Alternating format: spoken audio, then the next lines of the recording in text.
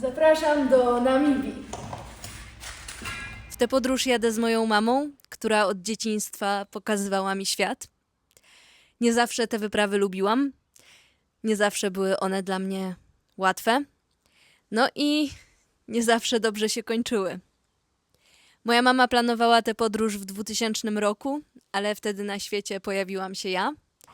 Dzisiaj, 26 lat później, ruszamy tam razem.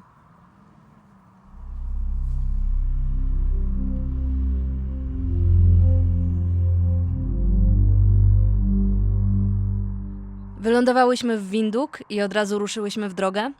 Po przebyciu 250 km zatrzymałyśmy się na noc i po śniadaniu ruszyłyśmy dalej.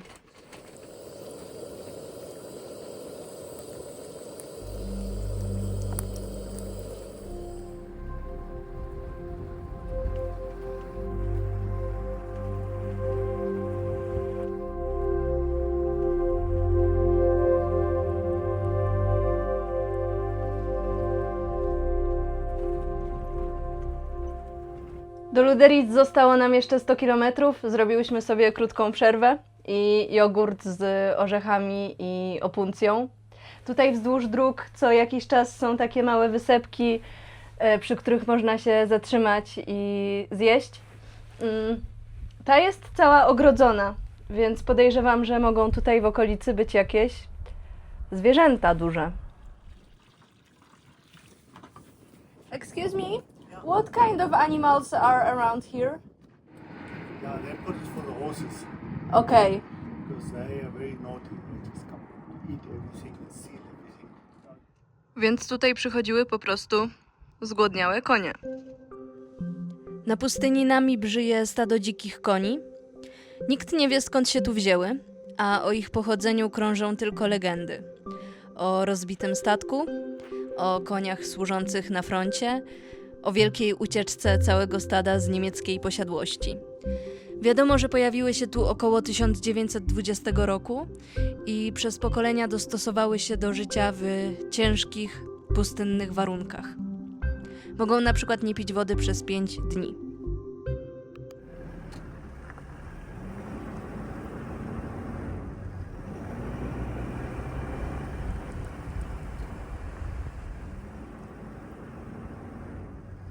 Po 700 kilometrach w trasie dotarłyśmy do miasta, w którym rozpoczęła się niemiecka kolonizacja Namibii. To tutaj Niemcy założyli swoje pierwsze obozy koncentracyjne i dokonali nieprawdopodobnej eksterminacji miejscowej ludności. W ciągu kilku lat wymordowali 80% ludu Herero i 50% ludu Nama.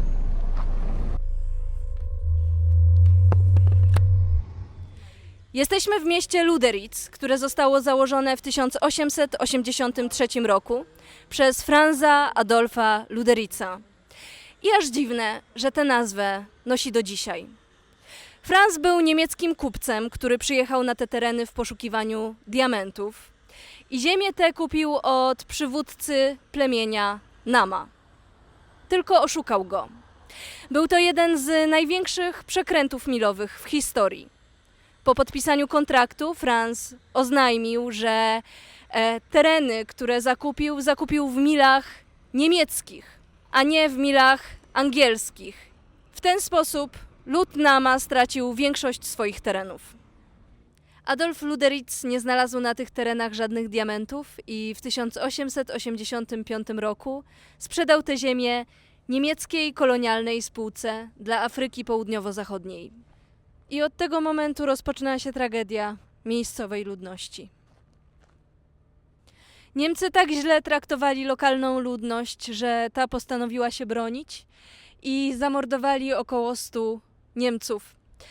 W odpowiedzi niemiecki rząd utworzył w Namibii 5 obozów koncentracyjnych. Znajdujemy się w jednym z nich, Shark Island. I nie widzę tutaj żadnej tablicy, która upamiętniałaby te zbrodnie, żadnej informacji. Jedyne, co tutaj się znajduje, to pomnik Adolfa Lüderitza, tablice upamiętniające Niemców, którzy zginęli w tych okolicach, a tutaj można wynająć sobie teren na camping. Są łazienki, są stacje do ładowania pojazdów, no i piękne widoki. Ani słowa o ludziach, którzy tutaj ginęli.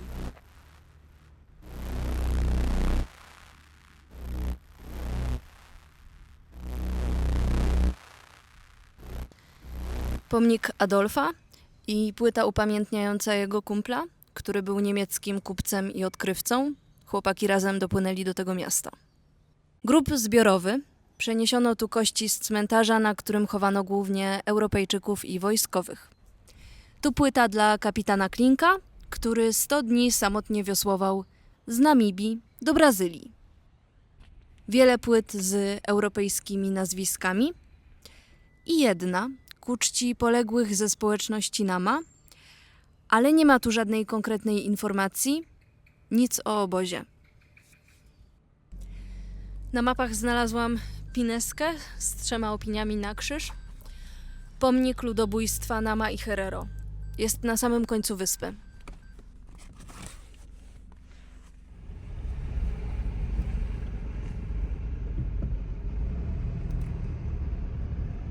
A to jest to.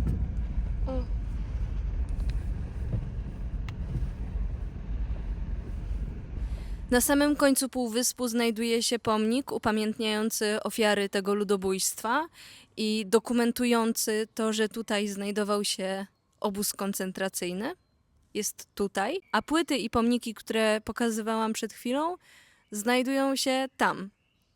Pomiędzy jest camping. Jeżeli ktoś nie wie o tym pomniku albo nie zna historii, to nawet przyjeżdżając do tego miejsca nie ma jak się o niej dowiedzieć.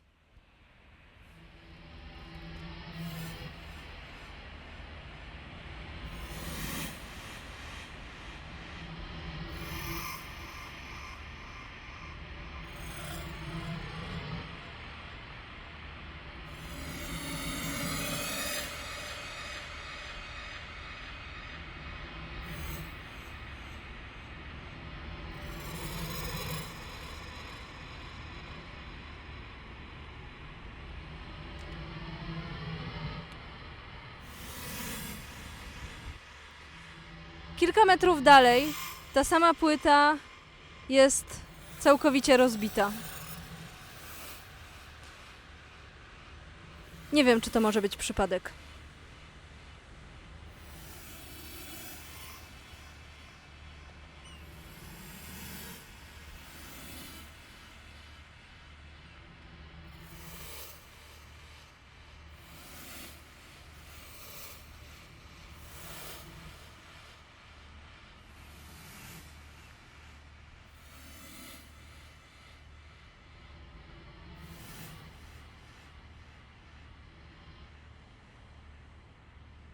No cemetery here. No cemetery. No. Why? Because when the German kill them, Yeah. they take the head off and then the bones for the head they send it to Germany for museum. And the body threw in the ocean. The body threw in the ocean for the shark. That's why they say, that's why there's this place called Shark Island. Okay. Yeah. The bones for the head they sent to Germany, I believe. Niemcy przewozili odcięte głowy do Niemiec. Tam prowadzone były pseudonaukowe badania nad wyższością rasy białej. Dowodził tym pan Fischer, który później uczył swoich rasistowskich teorii na uniwersytecie. Razem w pracy nad swoimi teoriami, już w Niemczech, w latach 30., spotkali się pan Fischer i Mengele. Tak, ten Mengele. Tego nie przeczytam na głos.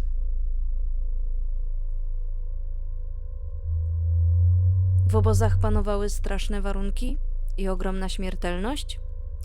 Z premedytacją. Wysoka śmiertelność jest w długofalowym interesie Niemiec. Spotkałyśmy przed chwilą miejscowych ludzi, którzy powiedzieli nam, że na szczęście ten kemping nie funkcjonuje już od kilku lat I powiedzieli nam też, że nawet mówi się o tym, że ma tutaj powstać muzeum, które będzie przywracało pamięć o ofiarach. Nowy prezydent ustanowił też dzień, w którym upamiętnia się ofiary tego ludobójstwa. To, co wydarzyło się w Luderitz, czyni z niego kluczowe miejsce dla dziejów XX wieku. Ciekawe, że w szkole 5 razy uczyłam się o piramidach, a nie dowiedziałam się niczego o prawdziwym wymiarze kolonializmu i o wydarzeniach, które miały bezpośredni wpływ na kształtowanie naszej historii.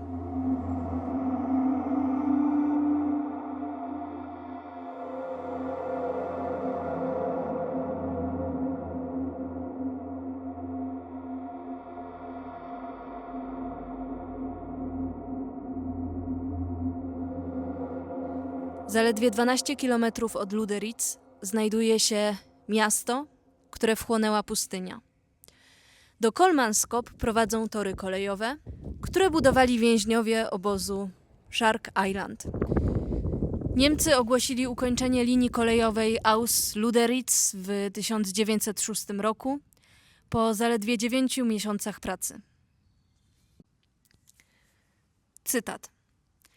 Według danych zachowanych w aktach niemieckiej administracji kolonialnej, w okresie od stycznia 1906 roku do czerwca 1907 roku przy budowie linii kolejowej wykorzystano łącznie 2014 więźniów obozu koncentracyjnego. Spośród nich 1359 osób zmarło podczas pracy przy budowie tej linii, co oznacza śmiertelność na poziomie 67%. Oznacza to, że na każde 100 metrów linii kolejowej z Luderitz do Aus przypada jeden zmarły więzień z obozu koncentracyjnego na wyspie Shark Island. W 1908 roku robotnik z ludu Ovambo, który pracował przy budowie tych torów, znalazł na ziemi diament. Od razu zainteresował się tym jego przełożony August Stauch. August Stauch nie powiedział nikomu o swoim odkryciu do momentu uzyskania licencji na wydobycie diamentów. Między 1908 a 1912 rokiem z tych terenów wydobyto 5,5 miliona karatów, co stanowiło na tamte czasy 20% wszystkich diamentów na świecie. Pani przewodnik, która oprowadzała nas po mieście, powiedziała, że nie wolno im mówić o tym, jak wielki wpływ ta ilość diamentów, która powędrowała do Niemiec, miała wpływ na finansowanie I wojny światowej, a może i II, ponieważ to miejsce funkcjonowało do 1938 roku.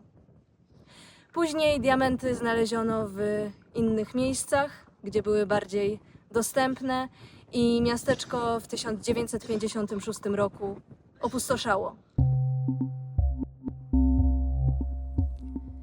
Jeszcze 100 lat temu Kolmanskop było jednym z najbogatszych miast na świecie.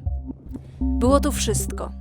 Sklepy, piekarnia, lodziarnia, rzeźnik, poczta, a nawet kręgielnia, basen i kasyno. W tej hali odbywały się przedstawienia teatralne, przyjeżdżała tu nawet opera z Europy, były wyświetlane filmy, organizowane bale.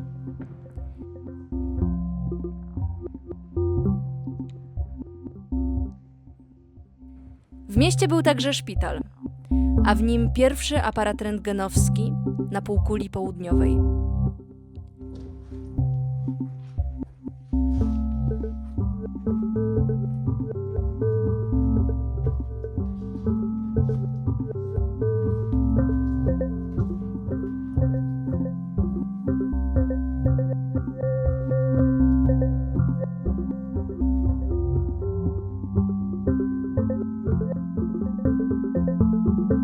W Kolmanskop mieszkało około 300 Niemców i ich dzieci.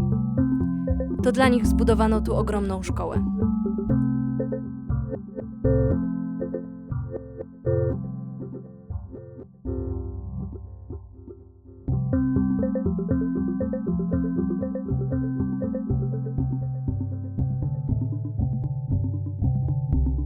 Na elewacji części domów są tabliczki. Architekt, oficer, inżynier. Przy głównej ulicy znajdowała się fabryka lodu i rzeźnik.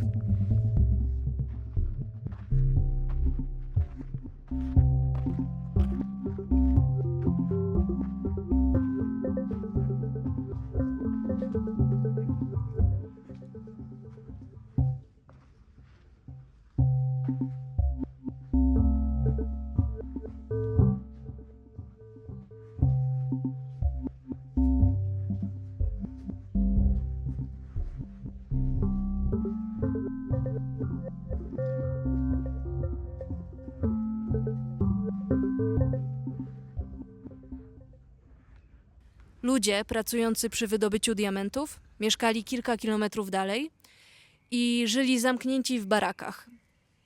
Podobno w pierwszych latach pracy kamieni było tak dużo, że wystarczyło je zbierać z ziemi. Więc namibijscy pracownicy zbierali je na kolanach. Nie wiem, jaka była historia tych ludzi, czy byli tam z własnej woli. Wiem, że mieli zakaz przychodzenia do miasta i że byli regularnie prześwietlani rentgenem, żeby sprawdzić, czy żaden z nich przypadkiem jakiegoś diamentu nie połknął.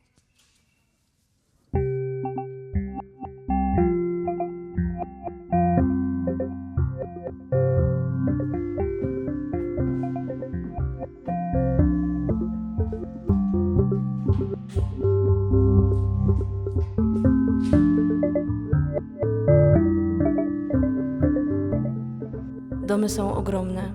Widać, że były budowane z dbałością o każdy szczegół. Większość materiałów do budowy była transportowana z Niemiec statkami, tak samo jak meble.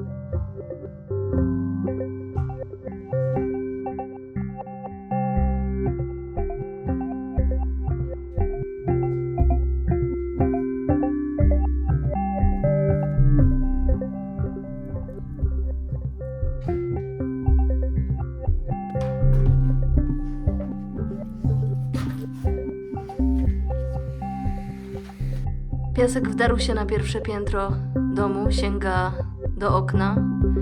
Tam jest umywalka, którą już ledwo co widać.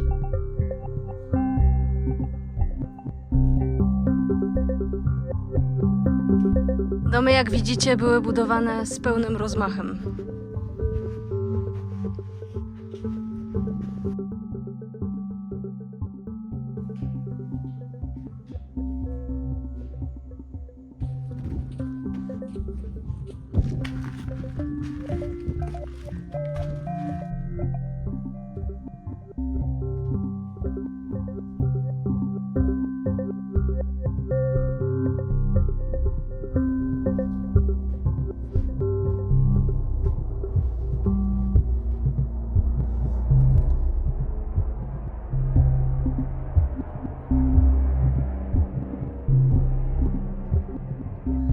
Tutaj w piasku już utonęły prawie całe drzwi.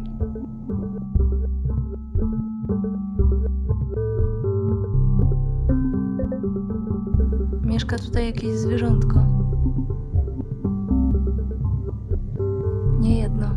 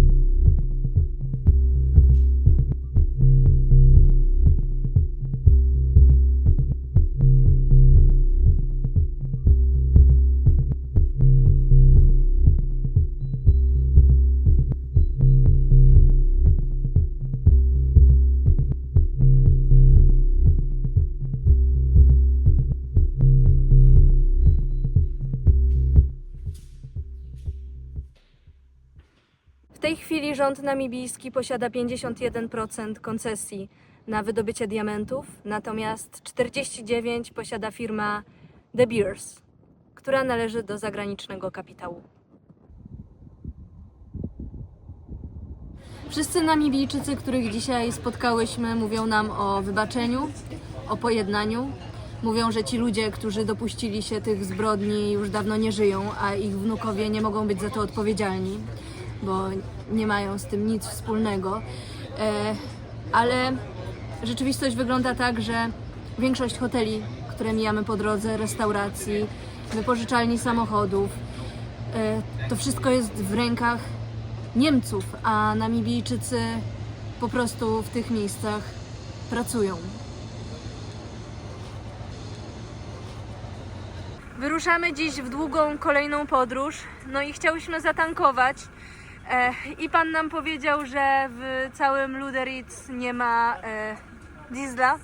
Skończyło się paliwo, będzie jutro o 8 rano. Najbliższa stacja benzynowa jest 130 km stąd. No i nie wiem, czy tam jest diesel. Na razie będziemy jechały, bo jeszcze trochę paliwa mamy.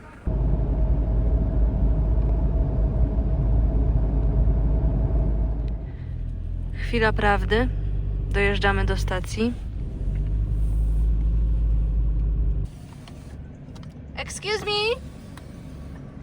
I wanted to ask if you have diesel. Diesel? Yeah. Yes, they have diesel here. Perfect. The guy is there. Is that one that is coming Okay. with the red jersey. Thank you. Thank you, you're welcome. Jesteśmy uratowane. Pan się mnie zapytał, skąd jestem, jakich mamy sąsiadów i ile osób mieszka w Polsce. I jak mu powiedziałam, że 37 milionów, to powiedział, że jesteśmy bardzo przeludnionym krajem.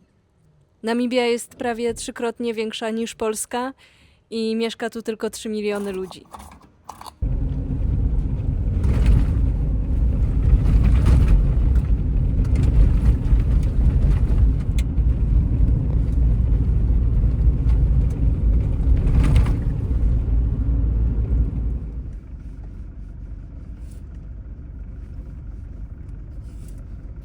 Dotarłyśmy.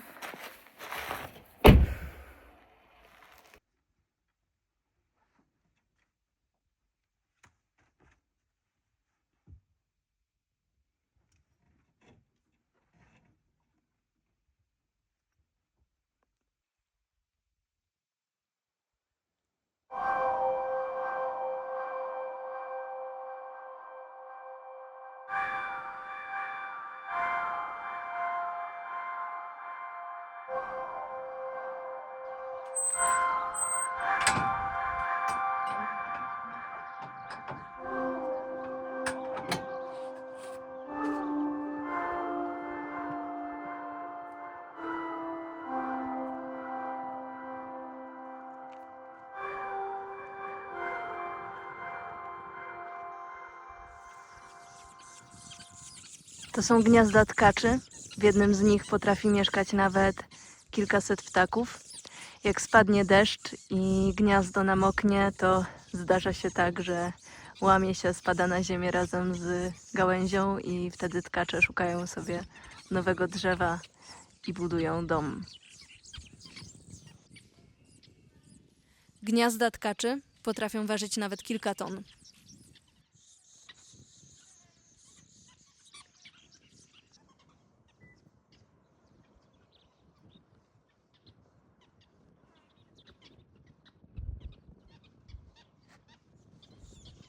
Tutaj gałąź nie wytrzymała rozmachu tkaczy.